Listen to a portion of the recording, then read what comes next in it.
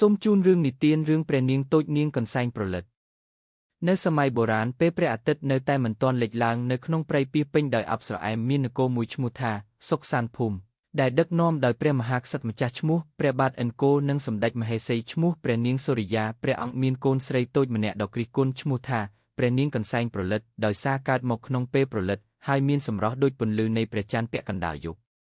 ព្រះនាងកន្សែងប្រលិតមានចិត្តសប្បុរសតែងតែជួយជនក្រីក្រនិងសត្វចិញ្ចឹមនៅក្នុងរាជវាំងទោះជាជីវិតនៅក្នុងព្រះរាជវាំងពោពេញដោយទ្រព្យសម្បត្តិតែព្រះនាងមិនចង់រស់នៅដោយត្រឹមជាអ្នកទទួលជំនួយពីជនសិទ្ធិទេព្រះនាងតែងស្នើទៅកាន់ព្រះមាតាបិតាឲ្យអនុញ្ញាតឲ្យទ្រង់ចូលទៅសិក្សាព្រះវិហារនិងរៀនសាស្ត្រខ្មែរបុរាណនៅក្នុងព្រះសង្ឃសាលាថ្ងៃមួយក្នុងពេលកំពុងដើរទៅលេងខាងក្រៅព្រះរាជវាំងព្រះនាងបានជួបសត្វក្រពើធំមួយគាំងប្រថ្នល់ប៉ុន្តែភ្នែករបស់វាមិនពិតជាសាហាវទេព្រះនាងបានយល់ថាវាបានរងរបួសនៅជើងព្រះនាងមិនភ័យខ្លាចទេទ្រង់បានយកកន្សែងដែលព្រះមាតាបានទិញឲ្យប្រលាបនៅជើងសត្វក្រពើនោះពីពេលនោះមកវាបានក្លាយជាសត្វស្មោះមួយធ្វើជាអ្នកការពារដល់ព្រះនាងឆ្លងកាត់គ្រោះថ្នាក់ជាច្រើន